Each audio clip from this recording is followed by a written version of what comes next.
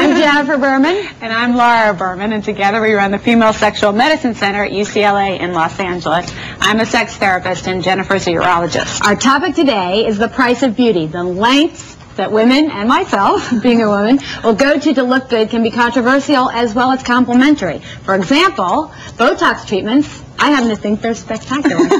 But not everyone agrees with Jennifer. Let's listen to what some of our viewers had to say. You know what Botox is? Yes. What was the name of that actress?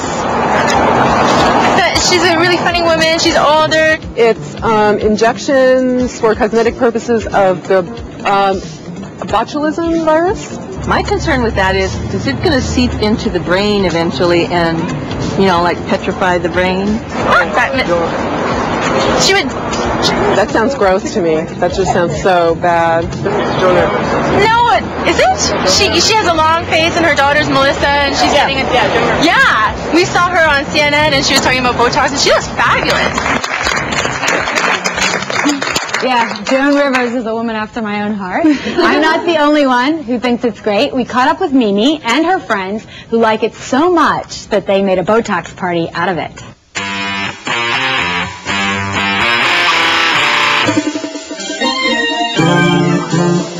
My name is Mimi, and I am the one who gets together everybody for the Botox parties.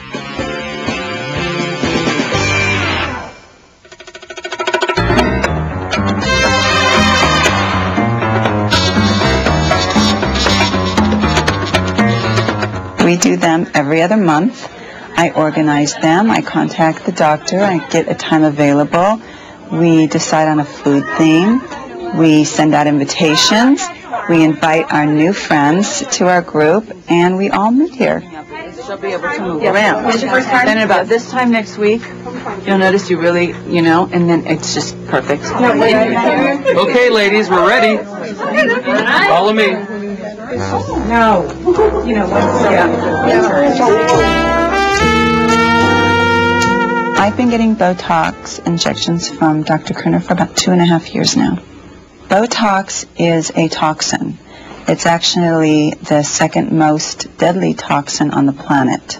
Botox itself has been around since the late 80s, and it was initially used for a number of medical conditions, and it was just serendipitous that it was found that it actually smooths out wrinkles. Botox is actually a toxin that's produced by a bacteria, and what it does is it temporarily paralyzes the muscles. And by doing that, it flattens the wrinkles that are overlying the muscles. When you get a Botox injection, it doesn't feel like a regular injection you would get at a doctor's office in your arm. It's a very, very minor prick of the skin, and the Botox has a little bit of pressure and a little bit of stinging because it is a fluid and it is going in a very small area. Now give me a big squint for me, a big squint. You are in that chair maybe 2 minutes. It's very quick. The injections are not very deep into the skin, very quick. Very little of the product actually goes into your muscles. You're in and out. That's amazing. Looks good. You trade out places and the next girl goes. And until she gets that first stick, she's a little apprehensive and a little uptight. And we just, 2 hands on each side, and we just go for it. Okay. You are doing so good. You're doing really good. Really good. Oh my God. That's it. That's it. You're done. So good. You did so good. When we're all done, we maybe put a little ice pack on our forehead, and we're out of there. Some people may look at this and think this is kind of a very strange procedure that we go through, but actually here in Los Angeles, it's very normal. Very normal. There was an element to it that was almost like a rite of passage. Right. You know? Everybody was cheering everyone on. Anyway, we have Mimi with us in studio along with her doctor, facial plastic surgeon, Dr. Marc Kerner. So hello and welcome. And Mimi, How did it work? It's wonderful. I'm very happy. Where did you get it done? In between my eyes. So these right here. These. And Like this. this. Wrinkles up here. And then around the eyes. and now smile. So There's your eyes no don't wrinkles wrinkle here. at all. And now you smile. This is what my joke. I do this with Jennifer all the time. This is because we look so much alike. This is Jennifer in a normal smile, and then when she normally smiles, she's like this. A Botox smile. And what made you first think that you needed it? Just the fine lines that were not going away. What are the ages approximately of the women that are getting it? Well, in our group, it's about 40 years old. And is that generally the age that women start getting wrinkles? Well, actually, Dr. Kerner? we see people a lot younger, too. I've got the whole age bracket. I have patients as young as their early 30s. They're starting to get it, depending on what their professional needs are, all the way up into the 70s. How many women have you gotten hooked in your club or in your Probably group? 2 dozen. 2 dozen? Yeah, and growing. And they keep coming back? They keep coming back, yeah. Thank Mimi for your Do you do Botox on her free since she's such a good Hopefully. referral source? She gets a good deal. Takes care of me. Yeah. Dr. Kerner, what are some of the risks of Botox? Yeah. Well, really, there are very few risks. The risks are only involving how you inject it. And since it really doesn't get into the systemic bloodstream or anything, as long as you inject it properly and in the right muscles, there really are no side effects. What you have to be careful about is injected properly. If you're injecting around the eyes, you could potentially have a droopy eye. You could have double vision if it's injected wrong. And as we do more things, I do a lot of lower face and neck injections as well, you can get some asymmetries of your smile. Why do you do it in the neck? Do people like wrinkles in their neck? The people that have those bands in their neck, those will actually respond They to do? Botox as well. Yes. Really? And there are some medical, aside from cosmetic, there's some real medical indications for Botox. Right. What are those? Right. Well, strabismus, which is an eye condition in which there's a muscle disorder of the eye. Where your eyes are going like... Right, and that was really what Botox was originally designed for. In addition, there's some voice disorders as well that respond quite well to Botox, where people that have what we call hyperdynamic voice problems, where they... Or if you have a tic, you can use it for tics. So you're even using Botox, I'm a urologist, we're using Botox in the bladder for overactive bladder. Exactly. Is anyone considering Botox?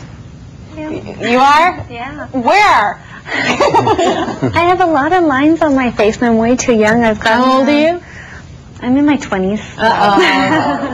Late 20s. But they say that there might be a prophylactic benefit. By doing it now, it might prevent her from getting more creases later. Well, we certainly see this, and I think that's true. I mean, we do people in their 20s.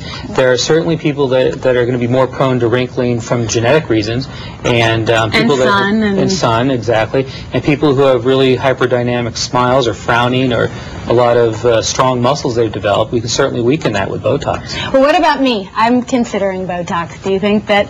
She's already had it. She had it like a month ago. She's an addict. I think they should start a Botox Anonymous instead of an... I mean, when she smiles, smile.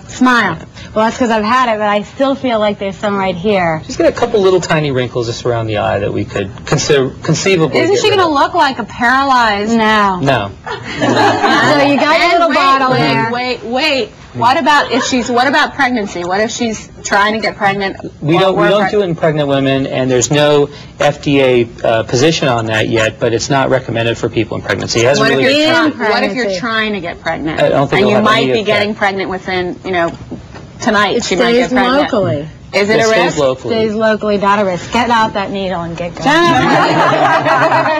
Here I am. Okay, you ready to go? You're really going to do this. You really are going to do this? Will you please? I was like devastated when they told her that I was saying, don't tell Laura if he'll do it to me on the show. Don't tell Laura because she's going to try and talk him out of it. Okay, we'll do it. So first of all, you just want to He show me. thinks I need it. He doesn't think you need He it. does think I need it. Don't I need it? Well, I think those one tiny little lines there we can get rid of. We can certainly do that. What lines? These. Like 2 little lines here? Yeah. Now, No, one of the things is I always try to, at least in our group, is always try to start out conservatively because you can always add more. Will Now, those lines go away right away? 2 to 5 days, depending. 2 to 5 days? It'll be pretty quick. So the goal is to really try to soften the lines, and that so when she's smiling, I might have to hold your hand. No, you're not holding it. He's not giving me any numbing. Normally, the last time What I are had... you doing? No numbing method. I'm gonna give her a little tiny, give her a big smile, and we're just a little tiny. So thing. tell us what you're doing. Just a little tiny right into the muscle. She won't even feel it. Are you feeling it? No, that was... That's how little you need it. He's just like putting it in the surface of your Are you really doing it? I'm giving her Botox. There you go. Little tiny bit. Yay. Yeah. Now can we leave one eye undone in a couple of days? See And what see it the looks difference? like? I don't know if she'll like that. I don't think you'll be even Big able smile to for tell her. a difference. You will. There's a So couple little tiny smile. lines here. Oh, that is so gnarly. Wow, that one hurt a little. That's it. We're all done. Hello. I wanted to cry. That really hurt. No, it really wasn't bad for all of you out there. It really is. We're going to get to your questions in just a minute, but thank you, Dr. Marc Kerner and Mimi, both for joining us. Coming up next, learn the do's and don'ts of choosing a plastic surgeon.